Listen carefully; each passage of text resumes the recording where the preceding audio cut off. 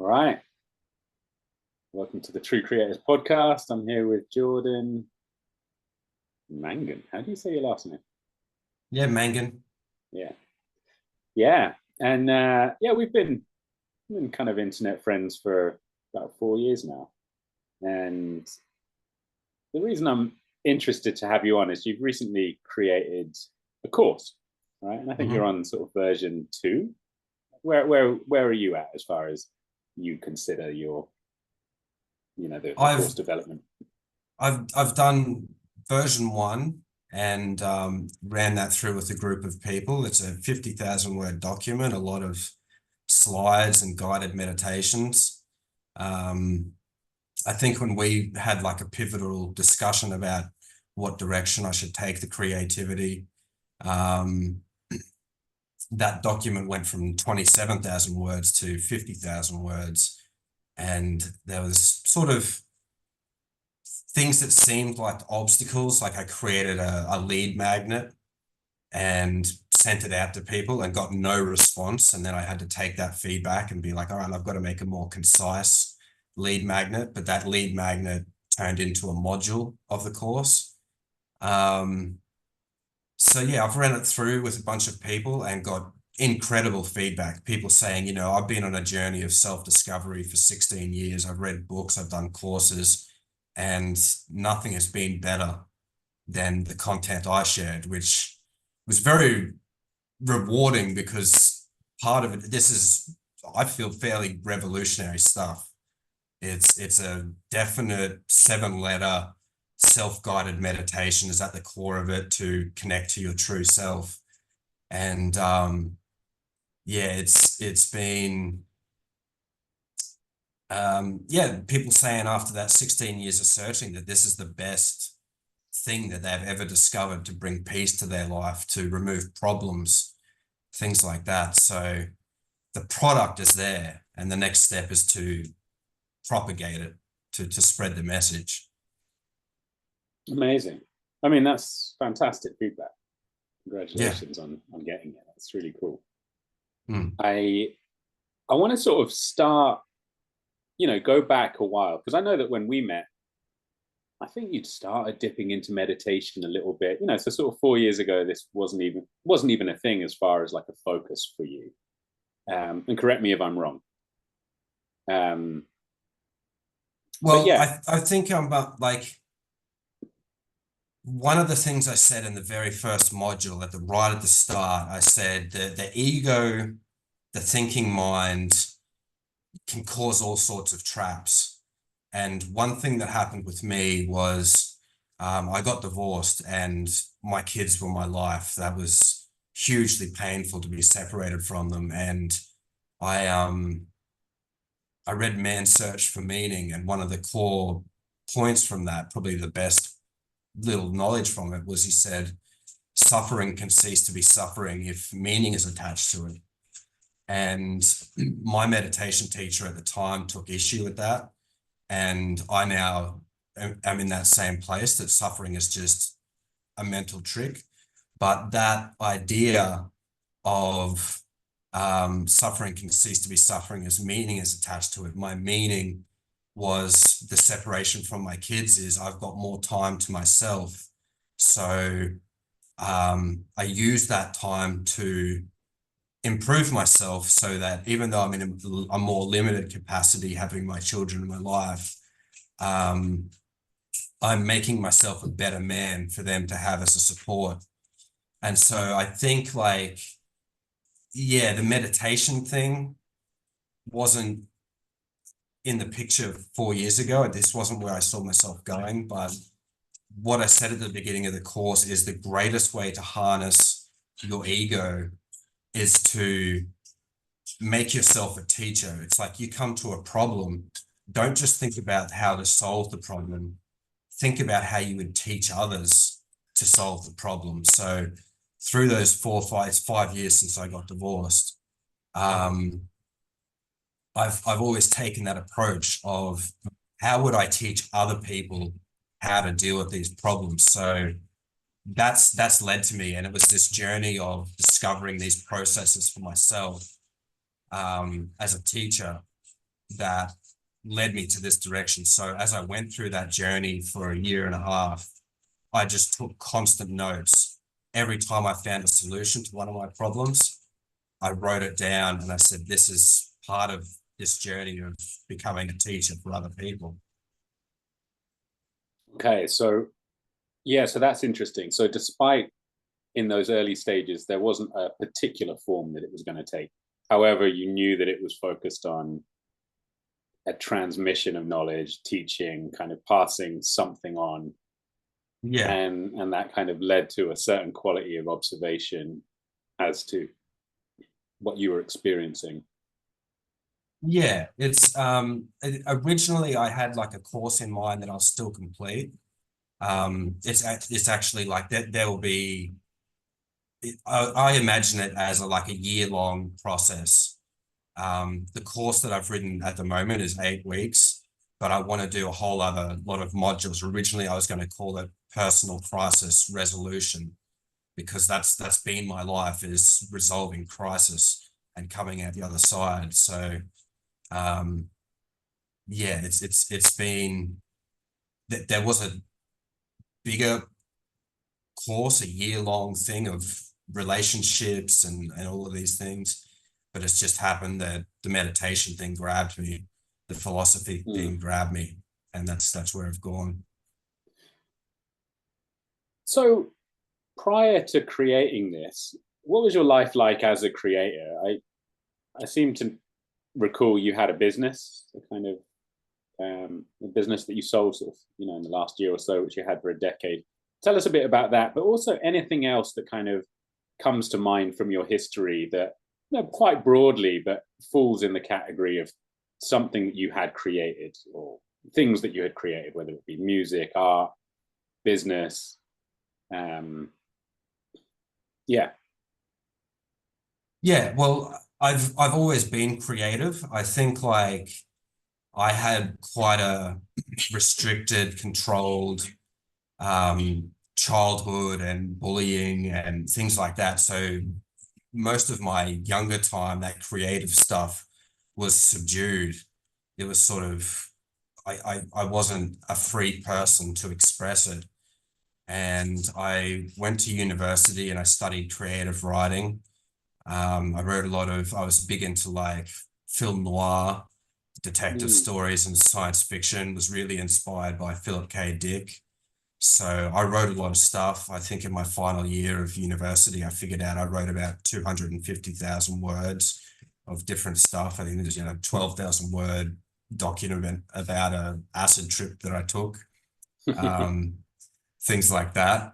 And let me so, let me just pause there for a second, because mhm, there's writing a lot of stuff is something, but kind of, or just writing a lot of something is different to writing a lot of things. Would you mhm. say that you were going through the whole creative process during your creative writing course? You were writing sort of multiple stories or multiple essays, um, and kind of practicing going from beginning to end. Was that part of what that looked like? I think that the main thing, I think, the degree was worthless. I don't think you can really teach something like that. It's like if I wanted to get good at guitar or piano, there's so much teaching that you can do, but it's only the repetition of the art that really improves you. So it was like at the end of that 250,000 words of all these different things, it's a journal of my life. It's all these different stories and novellas that I had to write, a 50,000 word novella for one of the final assessments in university and stuff. Like it was, I could have done probably better by not taking the course and going to the classes and just sitting down in a share house in that environment and just writing.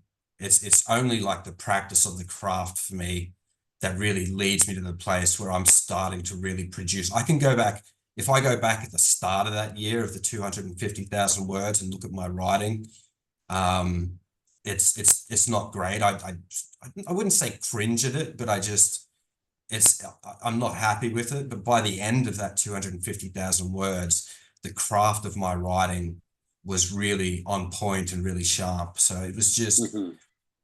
not lessons from other people. It's just the practice of that. And then where did you go from there? Well, then I was, a typical Australian. I was in Japan and running around in wife beaters and playing guitar and a really, skinny, just good looking guitar asshole. Um, Depressed And and with not much skill in guitar. So it just sounds like Nirvana, white guy complaining about his life. But were you writing songs as well? oh, absolutely. I wrote Yeah. I sort of had 3 albums. I don't, I, they're not great, but there's some good stuff in there. Yeah. Okay. And the reason I ask is because, and I didn't actually know much of this side of your history, but already what starts to emerge is that actually, as a creator, you've been through multiple cycles of creation, start to finish. Writing a 50,000 word novella is no small feat, regardless of the quality. And so there's Mm, kind of the quality of the craft, but there's also the craft of starting something and finishing it, really bringing it home. And, yeah. and to have a number of albums, albums are creations of themselves, but then there's multiple songs in each of those albums, and each of those you're going through this creative process, kind of start to finish, which is very different from just being like a jam artist, which can be incredibly creative and Mm. improvisational, but you're practicing a different skill set, or there's a skill set that isn't being practiced when you're kind of in that mode of creative expression. Um, so I think one thing that a lot of creative people can struggle with is kind of that bringing it home, really kind of finishing the piece, whatever the piece is, kind of really creating a cohesive whole. So that's interesting to see that emerging from this. I would say with something like that, with like a performance thing, the real test is, um, it's sort of like with creative stuff, until you put it out into the world, it's not real to me. It's Mm-hmm. it's it's a it's a it's potential and energy. It's not kinetic energy. And so I would say the times when I completed with the music was when I performed it live, which wasn't a lot of times, but that's when it turned into a real product because there was an audience and there was feedback and it became real through the delivery of it. Right. What was that like to, yeah, what was that sort of process like to have the material and then to take it to that next step? Because a show in and of itself is a creation of sorts. Um, yeah, I was always a pretty harsh critic of myself, and of my work, but it was, um, yeah, like I said, it was just a sense of achievement, I guess. Hmm. Yeah. Nice. All right. Okay. So you're jamming around in Japan, doing whatever you're up to. Hmm. Um, yeah, feel free to kind of any other major data points in creating. Yeah. Well, creating has always been a part of my life. I'm happier. I'm a better person. I've got more momentum in life when I'm creating. So, I did the poetry as well as the music. And I wrote like what I think and I've had really good feedback from it. And I performed it at a live like poetry reading thing, and the guy that was running it really it blew his mind. It was about my experiences living in far north Queensland with Aboriginal people, and it was called Run Home to Trouble. And the core point at the end of it, it just described where I was living was really a desperate place, and there's a lot of suicide, and you go to these abandoned sheds and it's like RIP Davy or whatever, and these things. So it just described this really harsh environment. And But at the end, I talk about we're in deep shit with one of the guys that we're hanging around with has got a crop of marijuana, and it's just been just captured by the police. And so we know we're going back to trouble, but we were so alive and so young, and just the beauty of life could capture us. And like what happened was we've been down in this river smoking weed and drinking port because it was the cheapest thing you could drink. And this breeze, just this, it's hot, but there's just this beautiful breeze. The nature up there is just incredible. And this beautiful cooling breeze came towards us from the direction of the trouble. But it was just that youthful thing where the breeze was so beautiful that we really had no choice, and we all just started running into the breeze. And so that's why it's called Run Home to Trouble. It's this youthful joy that even though there's trouble at the other end, and just the experience of running into this cool breeze, we're doing that. And so I did that. I did stand-up comedy for 2 years, and that was really born of that journey of improving myself and my children in my relationship and in life in general. I had a real problem expressing myself and dealing with people not liking me. And in that time, I really attracted, it was just incredible. People would come up to me in the street and start a conflict. I think I just had the bearing of a victim. And one of the key points I sort of carry with me in life is there's this guy called G. Gordon Liddy, who was involved in the Watergate scandal. He was a CIA guy. He looks like a bulldog, just a real tough guy. And when he was young, he was terrified of rats. And so he killed a rat and ate it. And that's sort of my approach to fear now, is you eat the rat, you find the fear. And so I went into comedy, and I think the first set that I did, I said, it was a joke, but it was like, I was just trying, people get nervous before stand-up, but I really didn't, because I had a greater purpose. My purpose was to get stronger in dealing with rejection. So if people liked it, that was great. It improved my self-esteem. If they didn't like it, that was great too, because it toughened me up. And the first one I said, I talked about women and refugees and these things. And I said, all these things I don't care about. And the audience is really like, oh my God, what is going on with this guy? So I did that for 2 years, and I did that in a really disciplined, analytical way. I would record all my sets, and I would take a spreadsheet, and I'd sort of keep a track of how many people were in the audience. I'd rate all the jokes, on a letter system. This is an A joke. This is one that hits all the time. And there's things within that, like I read books about it and stuff. And so there can be certain phrases or a word in the joke that really resonates with people and makes them laugh. And you want to have that key point, that killer line, that killer sentence. You want that at the very end of the thing. So I have a stack literally of A4 papers of printouts of all of my 5-minute sets, and then notes all through it. It's a huge process that I went through to get what they call a type 5, a 5-minute set that just works everywhere and kills, and every joke gets a laugh.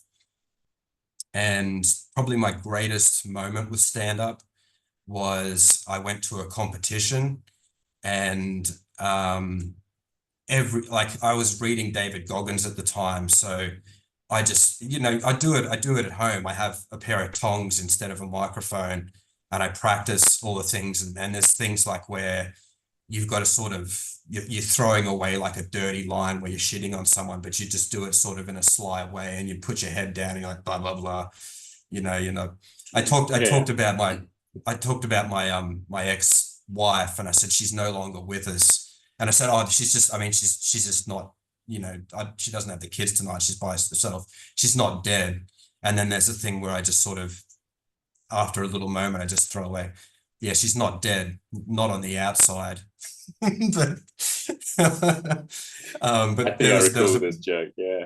yeah, there's a point in that set where I got an applause break, which is pretty rare in stand-up, where the joke was so good that the audience all just spontaneously clapped. And yeah, that was probably my greatest moment with stand-up. Brilliant. Yeah. God, I forgot you did comedy. All right. Okay. So one thing I'm curious about is when we started the timeline, you describe Mhm. yourself as not really being very creatively expressed, or at least not having the best opportunity for that. And then by the time you're at university, you're doing creative writing. Mhm. And then you've written albums and, done comedy and poetry. That's kind of, so by all accounts, kind of you're living this life of an artist as and a creator. Mhm. Um, so I'm kind of curious at just that like mismatch, like describing yourself as not very creative when you were younger, Mhm. and then having your whole kind of adult life be massively infused by creative expression and putting yourself out there and refining the process and really invested. I mean, the way you describe going through your jokes, there's kind of like the craft of a professional. It Mhm. sounds like you really taking it seriously. Absolutely. Yeah, where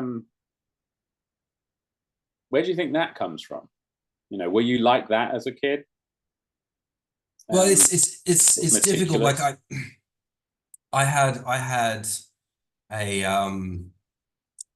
abusive childhood. It was really tough, and people with personality disorders and stuff like that, and a lot of physical abuse and things like that. And like I said earlier, like I carried myself as a victim. I think it was just in my body language and stuff. And so I went into a new high school when we moved house, and so I got bullied terribly in that. So I was copping it at home. I was copping it at school, and it becomes the best way to fit in is to be a grey person, to not stand out, to not venture, because most of that's going Mm, to be shot down. Like with my father in my life, I've found like I can't share my success with my father because, and it was the same with my ex-wife. And this is even stuff that at the end of our relationship, she was trying to salvage it in a way, but wasn't willing to actually change. But she wrote this whole document about how she manipulated me. And it was the thing of, if my self-esteem went up, if my life improved, these people would attack me to bring me back down to their level. Because if I got too happy, there's a fear for them that I could leave, that I could become someone else. So I think like going to Japan was pivotal, because I mean, I talk about it in the course. Like when I first moved to Japan and people started saying I was attractive, girls said I was attractive, I thought they were tricking me. I was waiting for the punchline, like, you're actually a fuckhead, you're ugly, your nose is too big or whatever. Yeah, so going to Japan, I was free of all those people, so I became a different person. Um, yeah, so my story of creativity has really been a story of escaping a past where I was really suppressed and hid myself, to becoming someone who is going to put stuff out there. yeah, yeah, and the way you describe it with the comedy as well is like having the organizing principle in the way you described that was your own kind of resilience, if you like being able to handle rejection, and then everything, each comedy show was kind of couched within that, and so the stakes were on a sort of case by case basis, were kind of lower by the sound of things, because it wasn't just the show, it was where you were really going, and the show was a part of that Mm. journey. Yeah. Yeah, amazing. And also just sort of changing contexts in a way to allow that fluidity of identity to emerge, if you like, because I think that's one thing that can really hold a lot of people back is feeling quite fixed in their sense of who they are. Mm. And as soon as that can start to be challenged, there's creativity can come in. There's whether you look at it as sort of problem solving or creating a new identity or whatever it is, you recognize that actually the boundaries and limits to that are far less set in stone than perhaps some of the mindsets you have when you're growing up. I think, yeah, and it's a key point, and it's something that I've always, for a long, long time, I've kept secret because I've found people treat me different, but like it's my diagnosis of bipolar, which I got diagnosed in 2005, so it's 19 years. Um, and so, but that really started, I would say, like I started thinking about suicide very seriously at the age of 13, and that was a constant companion. And I could spend 5 months where I'm just in bed, just constantly thinking about suicide. Um, and really, I mean, it's amazing. Like everyone says, like the mental health people that I see say, you are remarkable. They say you are remarkably intact.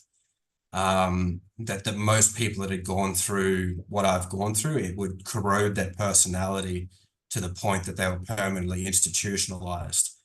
And the bipolar thing, I've always kept secret, like I said, and I won't share it. Like if I'm dating a girl, I might tell them 6 months in or something like that. Um, but doing this course after 25 years of suicidal ideation as a constant companion, for the past year and a half, that's just not been possible for me. Like I've transformed myself through the work of the course, and now I'm seeing that works with other people as well. But I do feel for me and my journey, it's time to start talking about that because I'm an older guy now, and I think as you get older, you stop being so selfish, and it's not all about you and you're writing the songs because you want to be a rock star and you want to get the girls. You start becoming, how can I contribute to the improvement of people in general? And so that's something I think as I go forward through this journey that I will document and talk about for young people that have just been diagnosed with bipolar, because when you get diagnosed, it feels like the end of the world. You're like, how this has got bad outcomes. It's, 12%, 15% mortality rate. It's like a 15-year decrease in life and expectancy and stuff. So I remember when I was young, I was quite lost, but the systems that I put in place that allow me to live a good life despite the challenges I face with that. And I think with the creativity and everything too, it's all systems. My life is systems. I run my life out of a spreadsheet. Yeah. Yeah, talk a little bit more about that. And I'm curious whether that came naturally to you to start running your life like that, or whether it was, a learning curve that you had to really refine and recognize, like, sort of in an A/B testing way. Like, if I do this, things work out. If I don't do this, I don't really get, I don't create the results that I want. Like, what did it look like for you?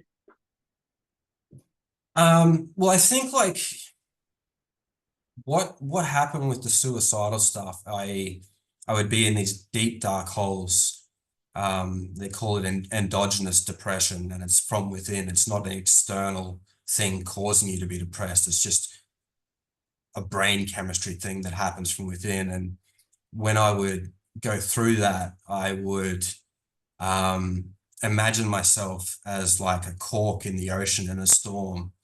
And it's like no matter how big the waves are, and no matter how deep that cork is pushed down into the water, it will always rise.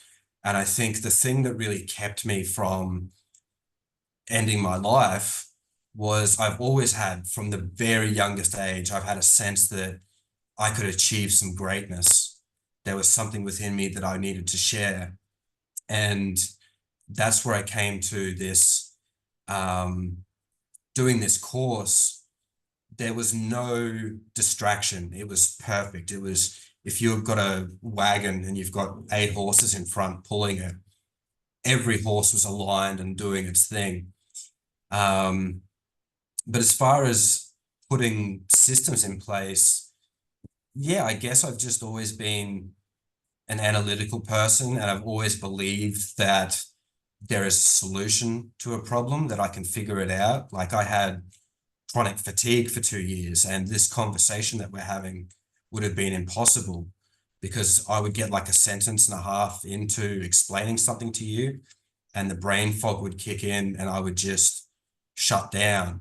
And I couldn't think, which, as someone who is very intellectual and thinks all the time and loves talking about ideas, it was such a debilitating thing. And so you try fasting, you try limited exercise, gradually building up, and all of these things. And it was eventually the Wim Hof method, and beginning to really understand my body, that allowed me to get out of that. I had, like, from childhood, I had IBS and this terrible cramping and pain and incontinence and things like that. It runs in my mother's side of the family. And I found this professor that was studying my family because it was so prevalent with Crohn's disease and colostomy bags and all of that. And he gave me information. So now I live a really strict diet that allows me to control that. And now that's solved. Chronic fatigue is solved. Bipolar, there's a lot of systems in place. It's really, for the bipolar, it's flexible consistency. I've had a cold shower every day for 5.5 years. And that may happen because my sleep is really the most debilitating thing.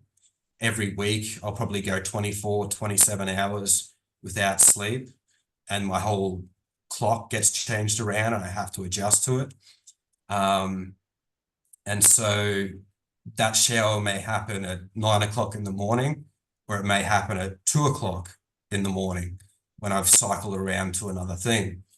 But it's constant. That the life is sort of chaotic, but there's elements that are just non-negotiable that happen all the time. Hmm.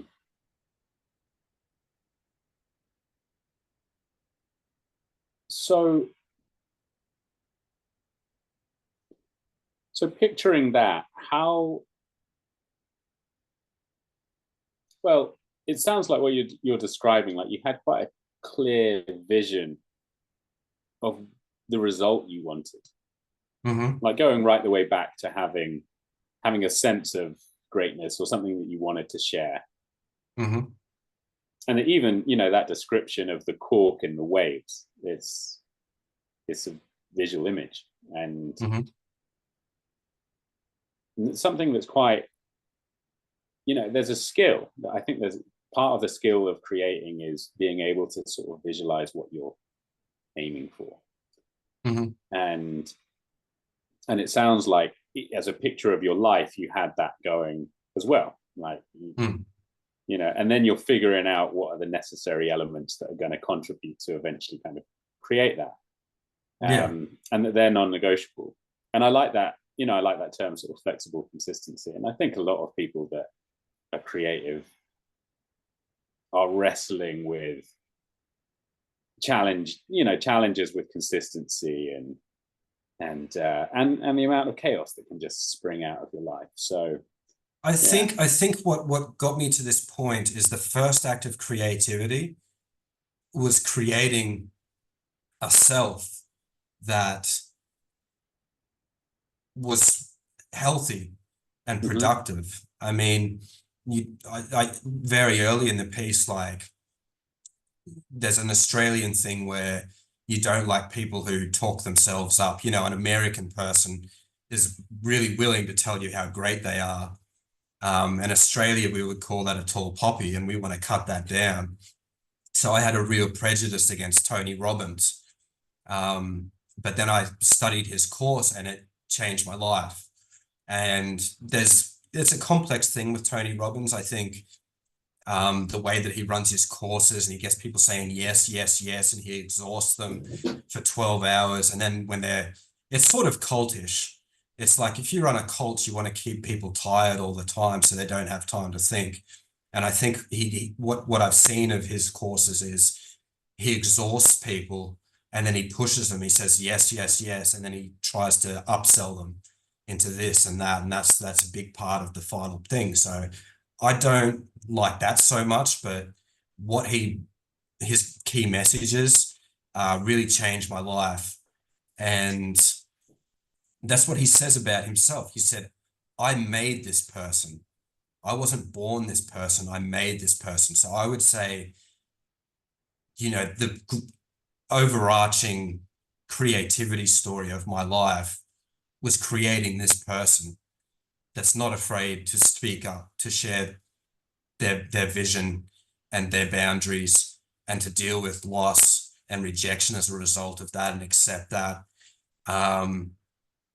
And just accept the constraints of what this illness does, and just work with it. So I think like the greatest act of creativity is creating myself, and the other stuff has flowed from that. Yeah, yeah, beautifully said. And I think it's quite amazing in that way of being able to extend the subject matter of the creative process to, who you are. And, maybe we're not talking about who you are in an absolute sense, but who you are in this body, with the various spirits and vision and kind of desire and values and aspirations that you have. And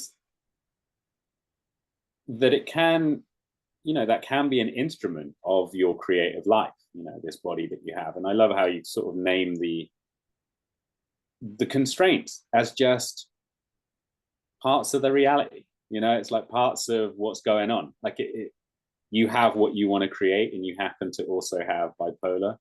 And so, that's just one of the factors at play in the creating of what you want to do. And, maybe that means you don't skip the cold showers or whatever it is that's for that. And it just becomes an accepted part of what's necessary for you to create what you want. I think one of the biggest hindrances so often in people's creative life is circumstances, and the circumstances seem like they drive the outcome. Like, oh, well, I can't because whatever, I can't do it because of this. And actually that's where the creativity comes in, or the inventiveness comes in. It says, I want this, that's true. This is also going on for me, that's true. And I still want it. So how are we going to do this? And it becomes a question of inventiveness and creativity to create those outcomes regardless of the circumstances. Well, this is something that I talk about in the course. I explain to people that problems don't exist. I talk about this idea of being in the cinema of illusion. And so the cinema of illusion, you're looking at the screen and you're looking at how things should be, but outside the exit door is reality. And what I say about problems is it's a truth and a lie on the same breath. It's a painful thing to compare what should be with what is.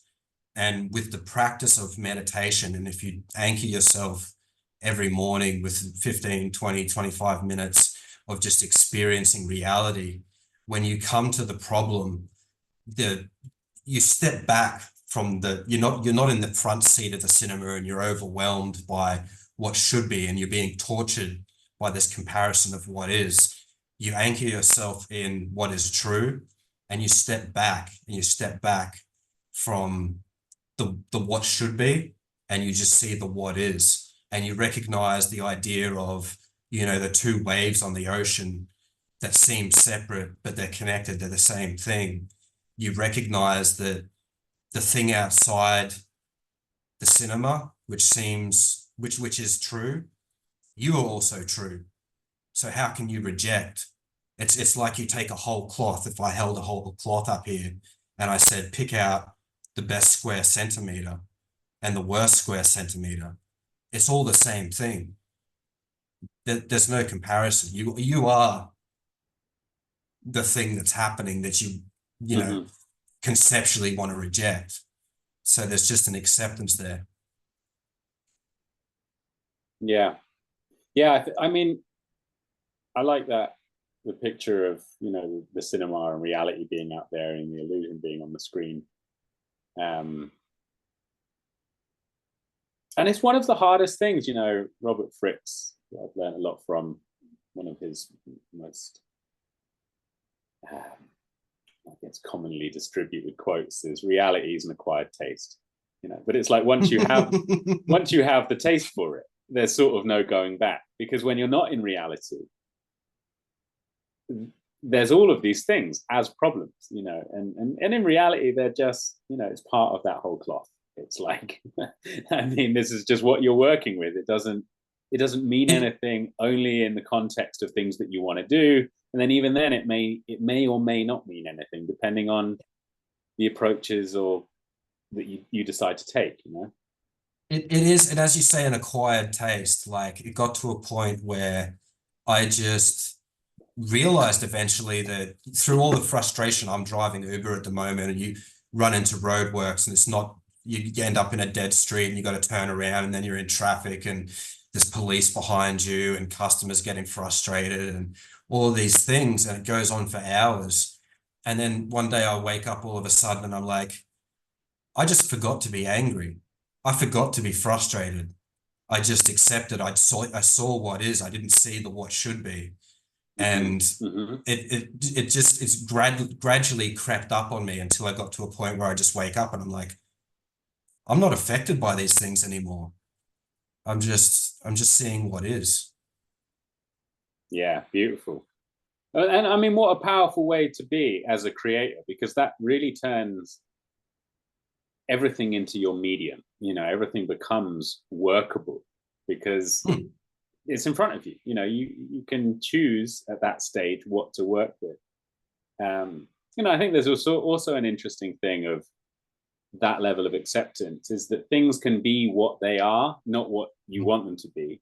And therefore you can select things based on what they are rather than what you want them to be. And I think part of creating a life, if you like, is to stop trying to force things to be what they're not, and that definitely Hmm. comes into relationships. And relationships are different in many ways, but there's definitely a quality of seeing what is there and deciding to, making your choices based on that, what's actually there, rather than what I want to see, what I think there might be, what's the possibility, what's the potential, what's there, and is that something you I want to work see. with or not? Yeah, I see. In my life now, when I come to something that is a challenge, which is something that is talked about in self-help, rather than a problem, it's a challenge. But I don't see. I talk about in the course. I talk about this shifting path of desire, and you've got something right at the end of the path that is the desire, and it's the like it's up on my wall back here, and my uh guiding principle for what I'm doing, and I'm doing it by donation. And people can come, and if they don't have the money, if they don't get what they want out of it, fine, don't pay. That's fine. I don't want it. I want to get, reward for a job well done. But that's my guiding principle, is just less pain, more beauty. That's Mm-hmm. it. It's 4 words.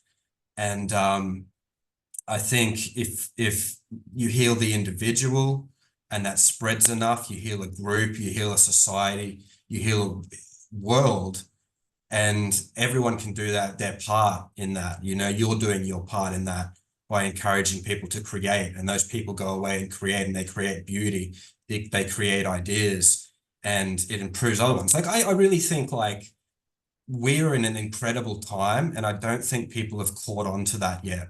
They don't realize, like you talk about, like the hippie generation and the free love and whatever else, like they made these huge changes in society, and maybe some are not good in hindsight, maybe gone too far with some of them. But like all of those things, those challenges I talked about in my life, the chronic fatigue, like there's someone called Wim Hof, this crazy guy over in Scandinavia or whatever that is swimming in an icy canal. Go back 30, 40 years. I would never have heard of that guy without the internet, because he wouldn't be big enough to, there's no podcasts. If he's going to be put in a book, he has to like convince a seller that his crazy system is worth printing. And what's happening now is I can gain a lot of wisdom and I can share it with a bunch of people and they have a great result. I just think there's a big thing happening in the world and in self-improvement and in people's lives where, you know, if you think about like the Renaissance and maybe say that's 1,000 guys that know how to write and they're sharing letters and these great ideas are born out of it. I feel like there's a second Renaissance happening where you're doing your part, I'm doing my part. We can tap into the wisdom of so many people where we never would have been able to connect with that before. I just think people don't recognize the huge shift that is happening because of this. And so I guess like, and back to our point that we were talking about is like, I don't see obstacles. I talk about this shifting path of desire. The path just shifts and that's part of life. And there's going to be things where if you were traveling in a straight line and you've got an idea of what you want to achieve, you've got an image of you in a happier place where you've achieved this thing and you're the rock star and you've got the girls and stuff like that. I'd say that's, you know, often like an unrighteous desire and you hit an obstacle and people don't like your music or you have a bad gig. If you keep going in the same direction, you stray off the path and you get stuck in the problem and you suffer because of it. So when you come to that level of acceptance, it's not a blockage that you drive into and suffer. It's just feedback. And you just turn a corner in the path. The path is always moving forward towards the desire, but it's not going to be direct. And it's just about accepting when I come to this challenge, it's a feedback. And it just, it's the example of like when I did the lead magnet, and it's a 3,000 word document and I'm unknown. I've got no social proof or anything like that. And I sent it out to people and no one read it. That wasn't a problem for me. I put a lot of effort into that, but it was just, okay, this is feedback. This is too big. It's too much for people to take on. So I write a shorter thing. I create an Instagram post that explains it very simply and just a cheat sheet of the thing. And I take that and it just takes me in a different direction. There's no problem. It's just a detour on the path. It's feedback. Yeah. And I think to be open to that feedback, to be able to actually see it objectively, you need to be in reality, and it doesn't mean anything necessarily. And I think perfectionism is something that can hold people back a lot. So I'm curious, what's your relationship with perfectionism, whether it's been a personal stumbling block for you personally, or whether it's just something that you've always actually had that attitude that it's sort of a bit of a silly notion and just keep creating, crunch it out, get the feedback, iterate, move on.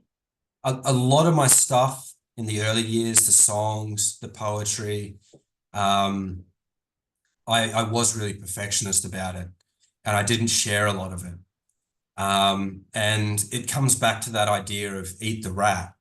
I realized when I was selling my business after 10 years and with the bipolar, like I knew that worked. I had freedom within that. If I have a bad day and I don't get enough sleep, that I can just message people and say, hey, I can't get to your place today. And it gave me flexibility, but I had no passion for it anymore. And when I went, like, I tell people in the course that fear is a signal.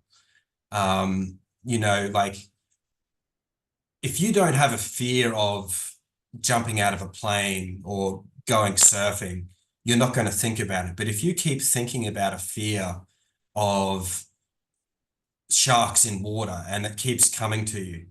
That is suggesting is beyond that fear is a desire that is really calling you. You really have a call to be out there in the waves. And the fear is just a signal and it's just an image to break through to get to the other side. And I recognize that I look for fear now. I look for fear myself. And I look for it so I can go into it because, again, it's that idea of the cinema of illusion.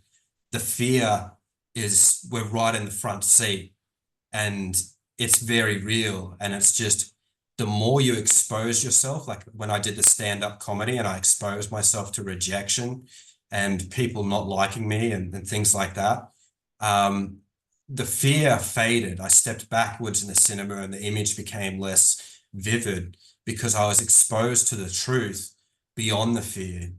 And so when I sold the business, I had a lot of fear and I realized it was fear of change. And I think like expressing yourself and putting your ideas out there is a change. It's a change of you. You become a new person. I've become a teacher by doing this course. And so because that fear was there, I just go eat the rat now. It's that fear is there to express myself. Let's go into it. Let's see what the fear is and how real it is. Brilliant. Because I didn't know doing this stuff. This is really different philosophy. I've never come across anything quite like it. And I didn't know going in when I shared it with people, if they would just say, hey, you're insane. Because I've created a whole worldview, a way to view the world that is different. There's a lot of people pointing in the same direction, but I've got my own angle pointing at this central hub of truth. I didn't know if people were just going to say, hey, this is fucking crazy. You're insane. And it's only through exposing myself to that fear of sharing my deepest insights about life and how I live my life that I see now it resonates with other people. And what allowed you to, because there's quite a lot on the line there. You know, if there's genuine original thinking and there's nothing to kind of reference it as being, you know, kind of right or wrong, or, you know, no sort of status to be gained with a new thing, you know, it can really be shot down. So what was the actual fear? What were you afraid of? You know, I think like one of my greatest fears in life, and it may sound weird, but I always had a sense of my greatness, but I was frightened to do that. You know, Tony Robbins again talks about this thing called the internal thermostat. And it's this idea of you set a temperature. If you look at the levels of your life, and if things get too low, if you've been drinking 2 months straight every day, part of your mind just says, this is suffering, this is too much. I've got to kick out of this and I've got to raise the temperature. I've got to raise my life to a higher level. But he says that goes the other way as well. If you're conditioned to being in a low place, being in a successful place can be really uncomfortable. And that's where that idea of self-sabotage will come in, because you're more comfortable being in a lower place. So I think like I had a sense of I have some greatness to share, but there's a fear of that's so unknown to me, you know, and it was through my childhood and through my marriage was conditioned. You're a low person, you're no good. And I play into that as well. I've got like a family reunion coming up, and there's a temptation to go in and say outrageous things and piss people off and make myself, you know, I've been called the family fuck up of my family. That's how I'm known in the extended family, is this is the guy that fucks up. And there's an impulse in me to reinforce that, to be that person. And so I'm trying to break free and reach my true potential after that conditioning of you're a loser. Yeah, it's interesting because in a way it's like, well, I mean, there's so many messages you can receive about your identity, you know, from when you're small, regardless of I mean, on a scale of abuse, there's extreme, and then there's just, be a good boy and tidy your room. You know what I mean? And you kind of Mm. start identifying with yourself with certain actions. And I think, again, with part of the liberation of being a creator and recognizing the inherent freedom that we have to attempt at least to create things, to attempt to express that brilliance and uniqueness within us. And that actually the impact of that is so far outside of our control, and how your ideas are received is kind of none of your business. Your job was to create the thing that you could conceptualize and visualize and have put all of these hours into creating, and then let it do its thing. It's kind of, it has its own life from there. And then you're kind of in a relationship together, and how you work together in the world as as a product and as a creator is kind of two different ways of going about it. I want to go back. I want to kind of explore a bit more about vision and how creations look for you at the start of a creative process.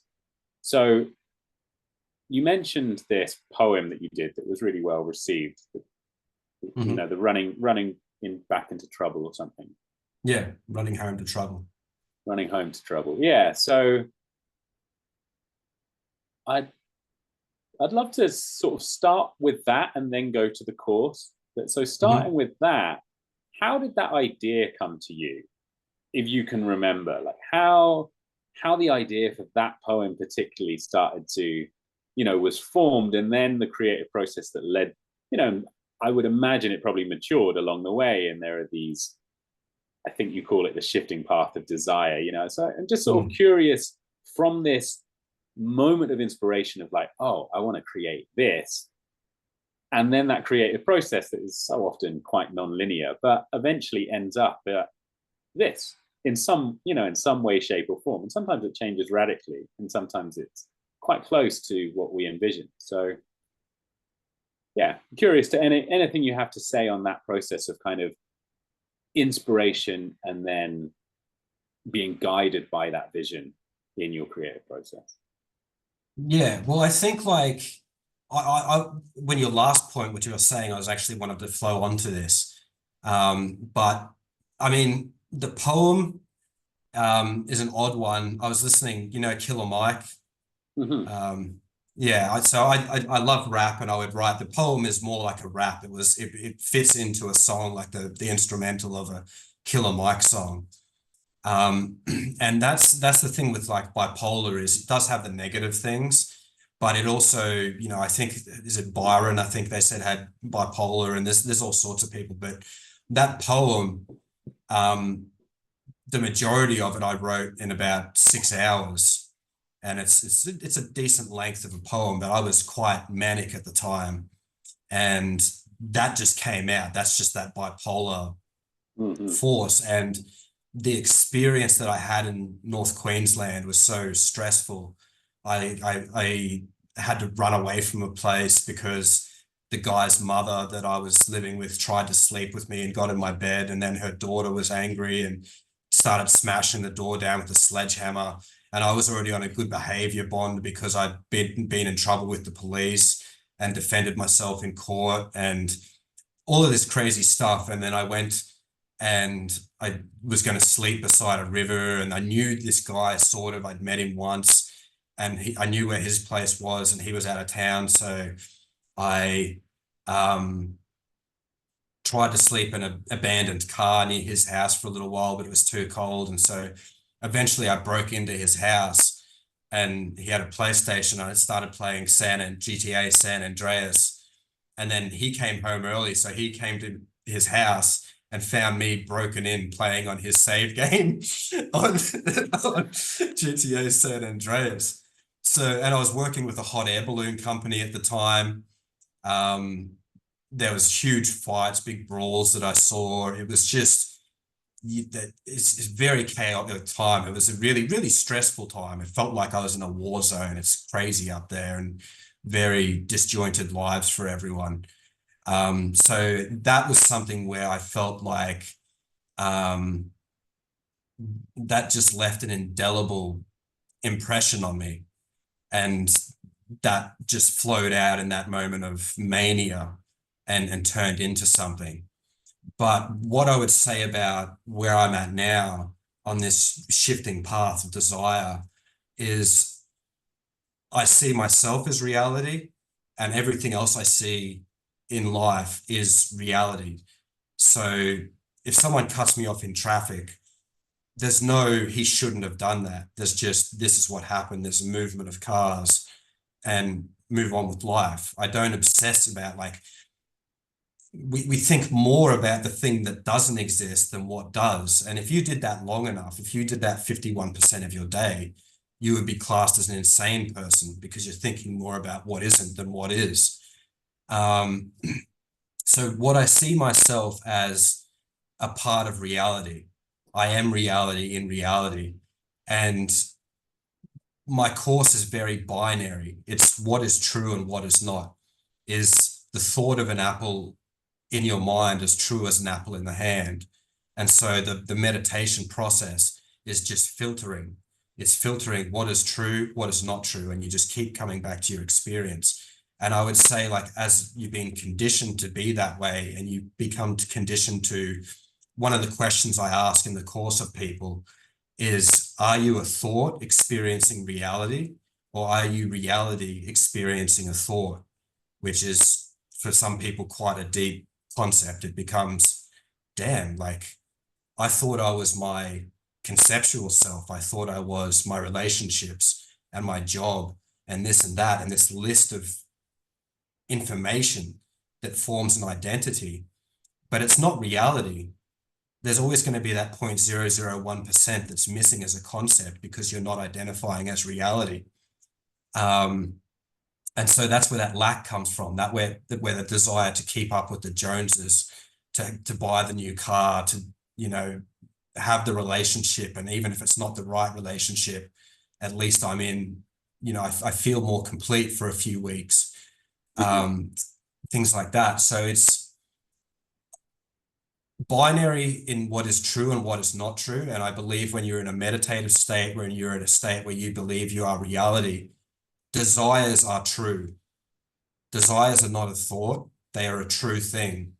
They're just true in that moment, your desire. If you see a beautiful girl and you want to tell her she's beautiful, that is just, it's a true thing.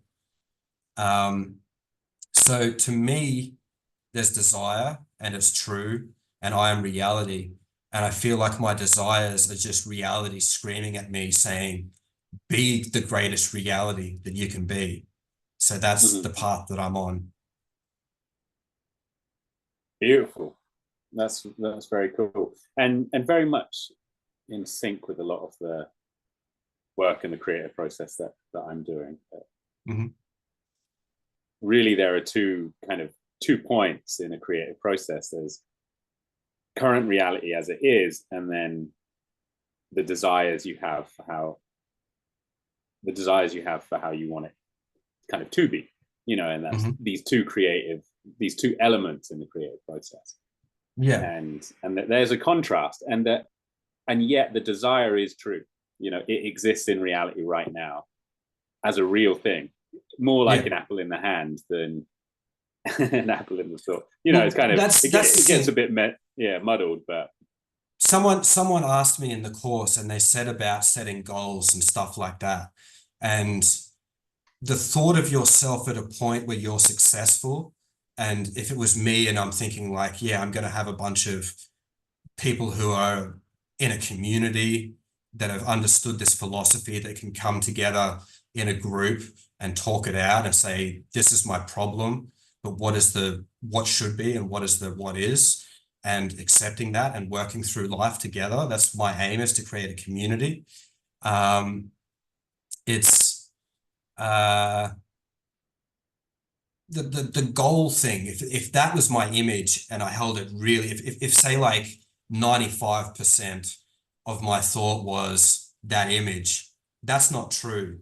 And that leads to the obstacle. When I hit the thing and the people don't join or whatever like that, then all of a sudden I'm stuck in a problem.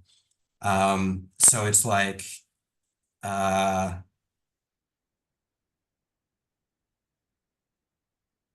would say put 5% on the goal. That's a very abstract thing. It's just, that's a possibility. And put 95% on what am I doing right now to create, and Mm-hmm. just let that creativity flow through me.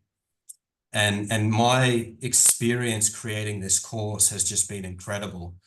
Like I said, like any other thing I've done, comedy or whatever, that there's always been that one horse in the chain of horses that's pointing in a different direction. But when I did this course, it was, everything was aligned.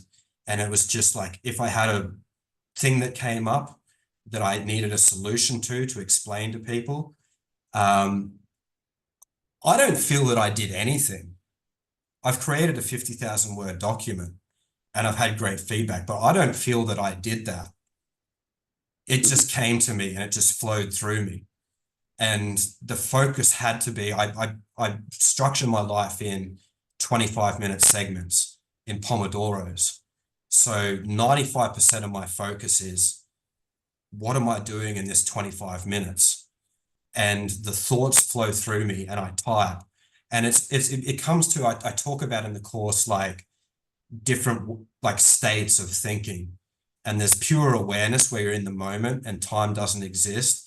And then there's responsive time where you're in like a flow state and you're very quickly flicking between, this is what I'll do in the next minute, and it goes back to the past, and it's like, what have I done in the past when I've done that? And then you flick back to the present, and then there's relative time where you're going further out. What do I want to do in 3 weeks and stuff like that? And then there's inhabited time where you're living in the dream, you're living in the problem, you're living in the fear. And so I would say, when I'm sitting here and I'm typing, I'm in a flow state. I'm like a surfer on a wave. And that surfer knows what to do because he's got a memory of everything that he's done before. And he can, like poker cards, you're holding them close to the chest, and you can just pull these cards out and say, well, this is going to happen in the next second. Refer to the past, do something in the present.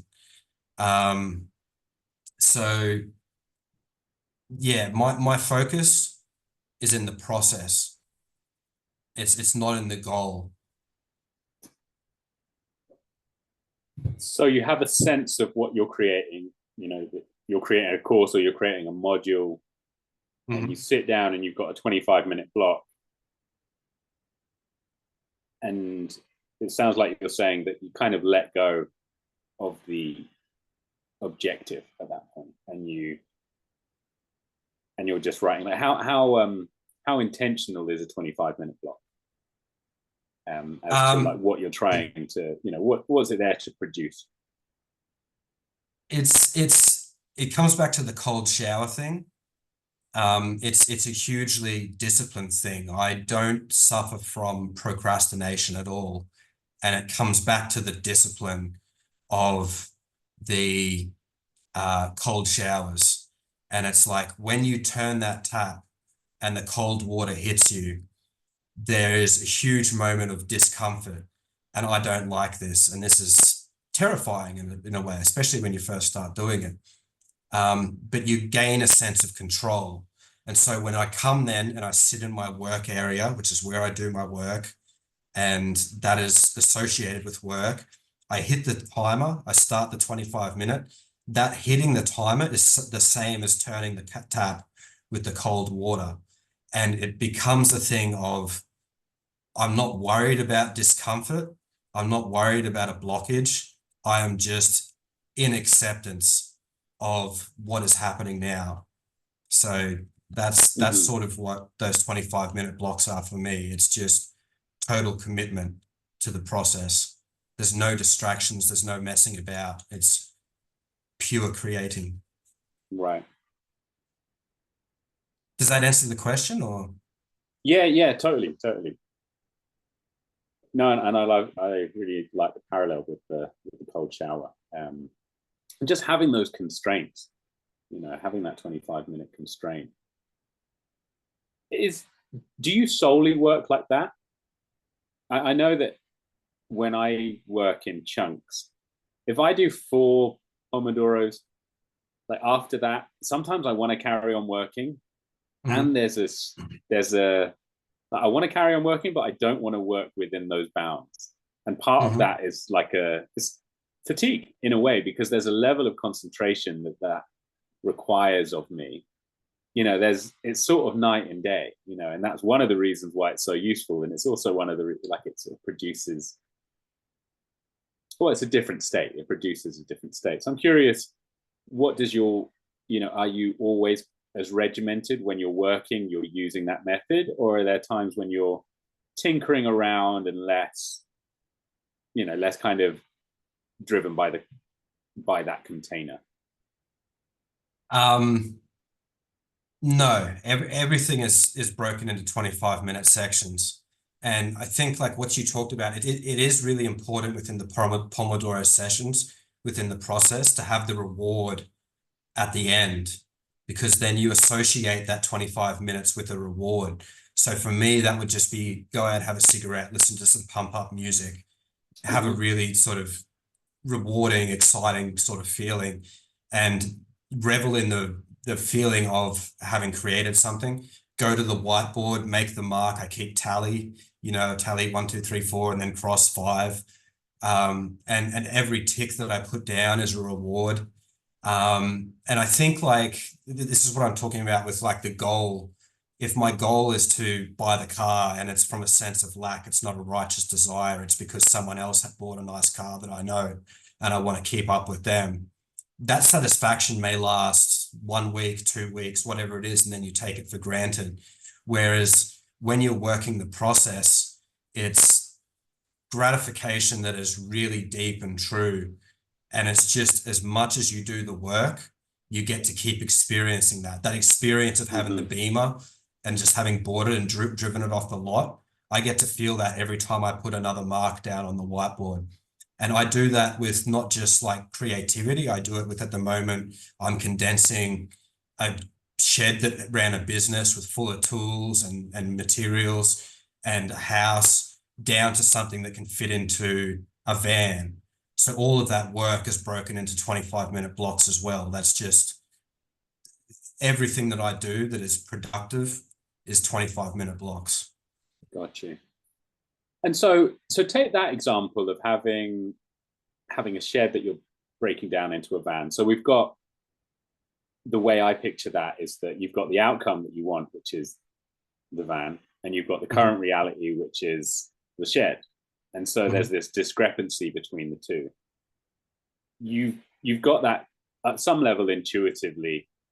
How much of a strategic process or a planning, do you plan when you approach these kind of things, or do you go off intuition and you're 25 minutes and you're actually kind of navigating it chunk by chunk and figuring it out along the way, or do you have a sense of the roadmap, or like the major milestones you're crossing between one from the other? I put a post up on Instagram for New Year's Day that I wanted to share with people. And I said, this is the best thing that you can do for this year ahead of you.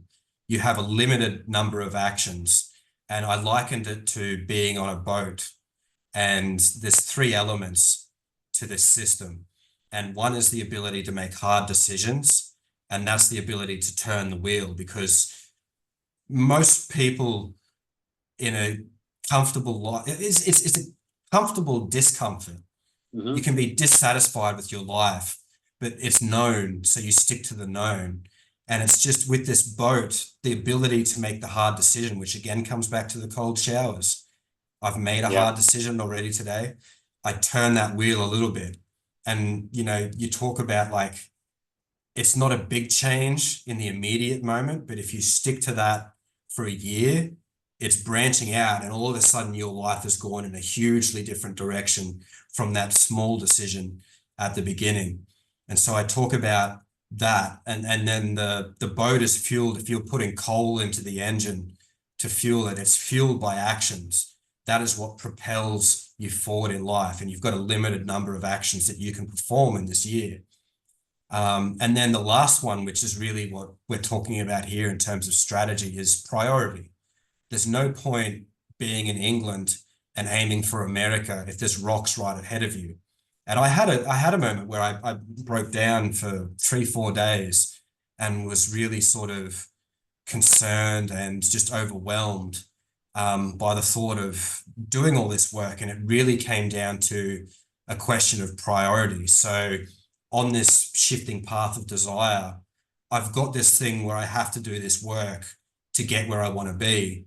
But it doesn't feel like righteously aligned with the community and the sharing of the course, but it's something that needs to happen. So I think like what brought me out of that feeling of overwhelm was priority. I just had to say, this is a necessary step to get me to the place where I'm in the van, where I'm not paying rent, and I've got less time where I'm working. So I've got more time to study how to propagate this idea, how to build a business out of it, how to build a movement out of it. So it's just a necessary part of it. And it was really, and this came through with the conversation that we had as well, that really turned my direction when I was sort of lost. And I said, I have all these ideas and they keep coming, but I don't know what to do with them. I was sort of stuck now. And you talked with me and you said, what is the action here? And you talked about the rubber band and the tension and that sort of thing. And that sort of propelled me to be like, all right, enough with the ideas, enough with the conceptualizing. It's time to produce something, and it may not be perfect, but it's time to put that out there. So I think that's the key point, is just priority. It's knowing what to do next and doing that in a strategic way. Yeah, brilliant. Yeah, I think the way you describe priority, it's that primary choice that contextualizes everything else. You know, it's like, what's actually driving all of this? And the way you described it, sort of briefly, you touched on something where you said, you know, maybe this isn't quite what it's all about, but it's a necessary step. You know, it's a necessary step in the process of something that you do genuinely want, which is of this true desire, you know. And then it's sort of like, well, so what? You know, I think, and I think without having some sense of clarity on what you're, you know, what this is all about, what's this in service of, we can get very much, we can get tripped up by our emotional states, the confusion, all sorts of different things. And yet, once we have that kind of further out creative anchor of what we're actually working towards, what we're trying to bring into being, then things, yeah, they get clearer. It's like, okay, yeah, this is one step in the process of something else I really want.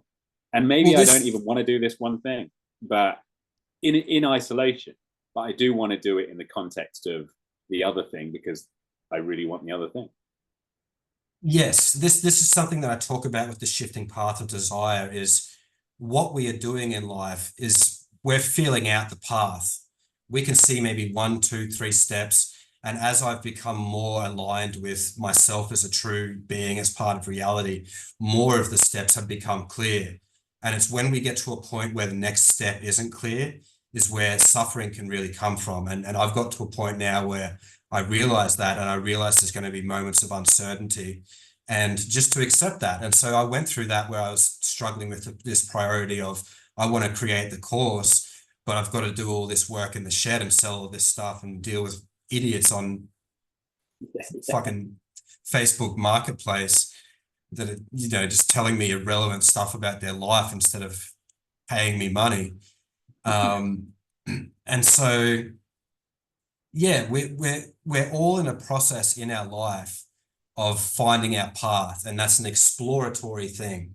And so sometimes we're going to come up against what seems like an obstacle, but we have to accept it as part of reality. It's the same part, it's the same thing as me. We're all part of the whole cloth. And it's just feedback. And we're just exploring. We're exploring our path. And what you talk about there is like, there's detours in life. and there can be righteous detours and there can be unrighteous detours.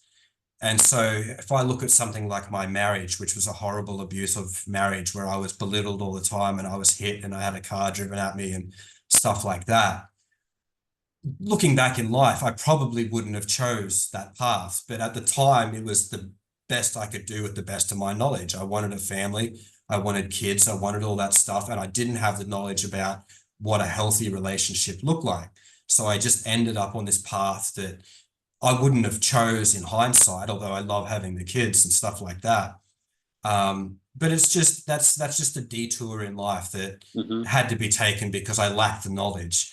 And I think that's a key point is when we get to these moments of uncertainty, like when I came to you and I didn't know what to do next. I had all these ideas, but I didn't know to create a product with it and just start putting it out there, is we get to a key place of uncertainty.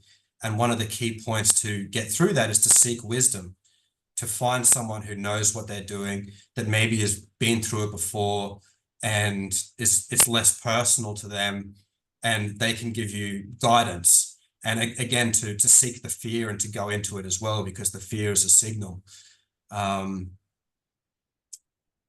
Yeah, so I would say what you said about emotions, that is where I would say like you take an unrighteous detour. It's if you allow your emotions and your fear to send you backwards on the path, you're just going to end up back where you were. Say it's a shitty relationship and you get to a point where you're like, I want to end this. It's not working. This isn't good. If you allow your fear of being alone consume you, then you go back to the path and you reconcile, and then you end up suffering again. And then you get to that point again, and maybe you could just repeat that cycle. And what Right. you've got to do is you get to that key point and you look at the fear of the loneliness and you go into it and you say, I may become stronger as an individual by dealing with this loneliness, and then for a while and something will happen. Maybe I'll feel more complete by myself for doing that. But it just reduces, with my thoughts on relationships with women, it's about creating a net increase of beauty in the world, which implies an ending. A lot of times we come to a point where this is creating suffering. We're both suffering because of this. And if I'm afraid to end it at the right time, then we repeat the cycle and we suffer and we suffer. And say we had 3 beautiful months at the start, but then we have 4 months of suffering. It's net suffering. But if we ended it at the 3-month point, it's net increase of beauty. So yeah, I think that's Yeah. we've just got to be willing to explore. There's a drive in nature, there's a drive in life towards greater complexity, and we have to be part of that. It's I call it a beautiful, blessed duty. It is a duty, but it's a Mm-hmm. beautiful thing. I want to touch on time, and you've mentioned time sort of in your system Mhm. in these 3 different ways. I'm curious to know how you use time as a dimension in your creating. Is it something that you sort of slap a date on? Okay, version 1 of this course, I'm going to release it in 3 months, and that becomes a factor in your creative process? Or are you kind of just creating along the way, and when you get there, you get there? And also, what do you do when some maybe you're really good at hitting deadlines or due dates, maybe you're not? What do you do in that process? Like, how did time factor as a dimension in your creating? That's a complicated one for me. I've moved more recently to having deadlines, but it is something that's challenging for me, because I can get obsessed and I can work so much that I put myself into a depleted state. And, when I created the course, the first version of it, I did set a deadline for when it was going to be created and when I was going to release it. And when I set that deadline, I just neglected work. I stopped working. I just wrote and wrote and wrote, and my money went down, and I was broke. And it wasn't probably the best way to do things, but I did complete it. Um, I don't know. It's with the bipolar, your moods change as seasons. And I don't get depressed anymore, which is a miracle. Really, it's a really remarkable thing considering how conditioned I was to be in that state. But I always felt in my life like I would get moments where, okay, I'm not depressed now. Let's start creating the life I want to create. And then out of my control, after 3 months, the depression would come back. And it just felt like I was building sandcastles too close to the waves. And so I would build the sandcastle, and then a wave would come in and it would destroy the thing I've created. And then I'm lost in the sea.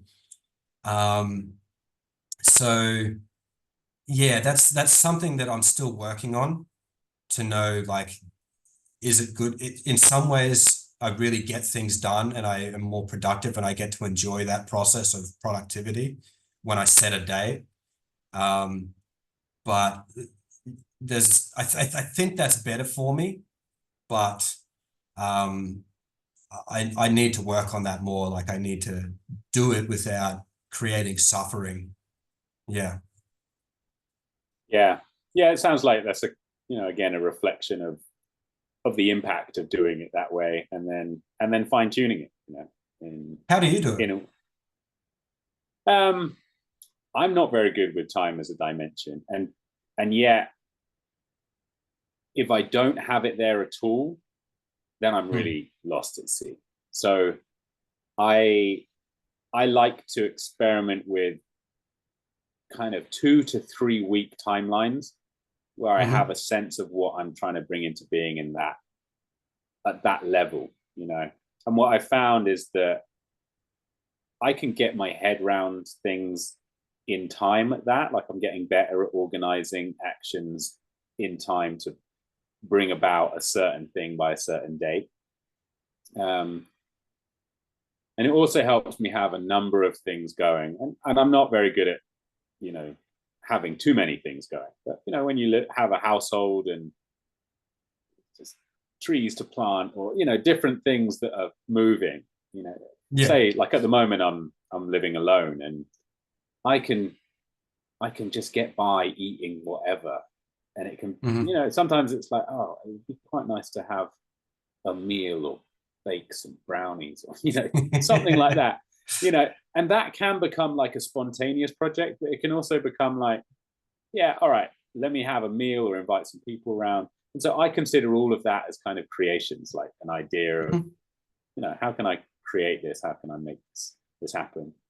I Um, like that. I haven't thought about it in that sense, because and I, and I I've done some things like that, and I, make time to hang out with a friend and have some deep conversations and things like that. And I didn't think of that as like a creative outlet, but I like that. Yeah. I think that's a yeah, good point. especially kind of in the level of on the level of kind of creating one's life. It's like, yeah, social stuff is a big element of that. Mm. And the way I view it all, in a way, is gaining proficiency in being able to do the things I want to do in a way that doesn't dominate, like overly dominate. And that's one of the hardest things. I think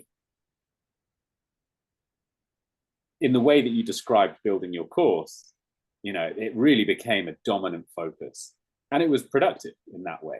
However, you don't necessarily want to live your whole life like that, and it's kind of tuning it so it doesn't, um, it becomes a an element that's in more harmony with the other elements. Because otherwise, it's like, you kind of create something beautiful over here, and the rest of the symphony over here is really a bit discordant and falling apart, and that creates work in other ways. Mm. But I think, the way you describe it, there's a lot of experimentation going on as well for you. That it's, you're experimenting with different things. And I live a very regimented life. It's every day is very similar, and Mm. there's routines and it's the same meals over. I've just never learned to cook since I got divorced. I knew how to cook before I got married, and then I got domesticated and I lost those skills. Sort of like a wild animal that became domesticated and then they stopped feeding it. It's like, what the fuck do we do now? Um, so I think about that sometimes because my world a lot of times is very small. It's all in my head. Um, and you know, it's if it was a simulation theory or if it was a game, this would be a very odd game because it's just me sitting on the steps smoking a cigarette, looking at the same scenery that I've looked at a million times. It's a very, you know, if it's an open sandbox world, I'm only constrained to this small area. Yeah. So it's an odd life that I live, but I'm an odd person, you know. I mean, the cold showers, but then for 2.5 years, I'd store a bucket of ice. So it was freezing water with chunks of ice, and I'd pour that over my head for 2.5 years every day, first thing, and just eat raw fruit and vegetables. And it's you know, I've got a girl living with me now, and that's been quite a beautiful thing. There's just a softness that Mm. comes from that. And I think, you know, that idea of creating net beauty really, all my relationships that I've had since I've got divorced have been that way.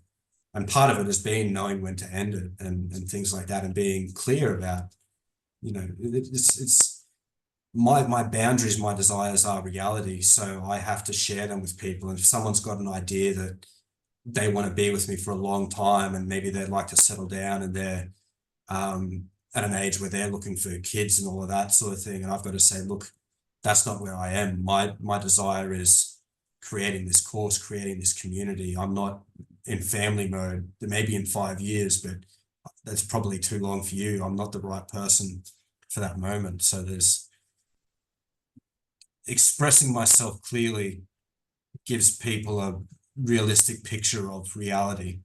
So Right. on their path, they can see the feedback and adjust their life. Yeah, beautiful. And I think that there's something about that that's quite impersonal as well, you know, and that allows, and I mean that in a positive way, like when we look at reality and the creative process that we're in, there's something that can be quite impersonal about it. It's like, this is, you know, this is what I want, this is where I'm at. My meditation teacher early on said, going into this process can be what would be perceived as a really selfish way to be. But I think being that way, and even if you seem selfish because you're getting what you want and you're not going to compromise yourself for what someone else wants, can be seen as selfish. But it's just, to me, it's just clarity. It's just, these are my desires. These are true. This is the path I'm on. Our paths go so far together in parallel and then they diverge. And yeah, so it can seem selfish, but it's better. It's like if I didn't express myself and I strung someone along for 2 years, then they've lost 2 years where they could have been finding someone that was aligned with their desires. So yeah, maybe it seems selfish, but I think it's much kinder in Yeah, there's reality. something clean. There's something clean about it as well. Yeah, Yeah, again, it is what it is, and there's nothing to fight against in that way. yeah. I feel like we're getting towards the end. I'm kind of curious to hear, yeah, where you are in the process. I think you know, you said you've ran the course once all the way through, maybe twice. I can't recall. Once. Okay, yeah. So where do you envision going next? Where's the next place you're going to go with this? And yeah, and then sort of curious to just get an insight into the community vision you broadly mentioned, and then where you are in relation to that at the moment. You know, it sounds like you're driving Uber, you're kind of downsizing into the van. So yeah, just kind of like to paint a picture of that, the creative process that lays in lays ahead of you. Yeah, it's challenging. I would like to write another course and launch it January 1, and it's about productivity and the Pomodoro system that I've created and spreadsheets and things like that. And I imagine that would probably take about 3 months to create. So it's difficult. I'm always happier when I'm creating, and I'm not really, you could say downsizing is a creative process, but it doesn't feel like the joy of sharing this course. And like, I want to sort of explain what a huge thing that to bring people through that course is for 8 weeks, an hour and a half lecture on philosophy. And the fact that I managed to keep 5 people going through that, and their feedback at the end was it was all killer, no filler. Like, I got something out of every single module. There is a crystal clear, like I think in Apocalypse Now, what's his name, Colonel Kurtz or whatever, Marlon Brando, he says like he saw this vision and it was like a diamond bullet going into his forehead. I know this product works now. People have told me this has altered my whole life. It's altered how I look at things. And of course, there's a huge desire to spread that message, this great desire beyond everything of less pain, more beauty. But now I'm in a process where I'm doing something that is necessary on the path, but it doesn't feel aligned with the joy of what I actually want to do. And if it gets to a point where then I buy a van and it's not already set up, if I can't find one that's how I want it, that I can have a workstation and everything like that, then I've got to build my own, which probably means I can't create that other course. So I guess I'm at a point where I'm sort of not hugely happy in life. I'm not really aligned with the major goal. It's just they've got these things off to the side that have to happen. So yeah, it's not, when I was working on the course and when I was teaching it was such a beautiful time. And now it's sort of like my energies. This is a huge thing. This is what transformed my life.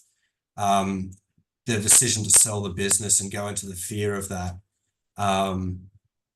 was I just had no energy in life, and everything let me was. just pause you just to, could you Yep. describe what your business was? Because I don't think we touched on that. It was a gardening business, and I'd had it for 10 years, and I'd built it up at one point to have 5 employees and 2 cars out, and I was working like 60, 70 hours a week. And that's when I burned out between that and the abuse at home from my ex-partner. I got the chronic fatigue because I was just so stressed all the time and just defeated. But it was known, and it was like a relationship that you stay in too long because it's known. And so the last 2 years of it, I had no passion for it. It was very physically demanding. And the thing with the business is you never turn off.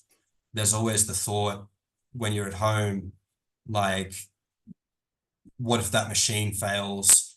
What if that guy doesn't turn up for work? He's not really reliable. Whereas when I do the Uber, I just put the keys down. I'm done. I don't have to think about anything. That freed me up to create this course. Yeah, so I Just had want to no energy.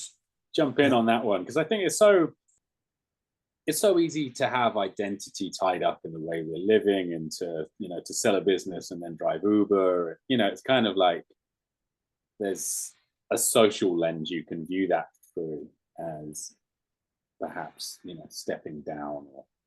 Yeah. And yet, again, one of the great things about everything that you're describing, it's like when you know what you want, then it's so much easier to see how things either serve that coming about or not.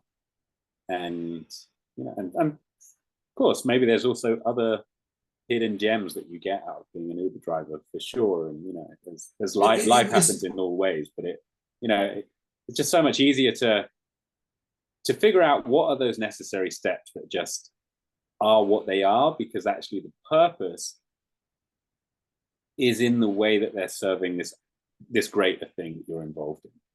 Yes, so that's exactly what I was getting at. Like the selling of the business was the death of a conceptual self. When in the course, I ask someone, I pick someone out and I say, tell me about yourself so I can understand you. And they go into all the information. These are my relationships. These are my hobbies. This is my job.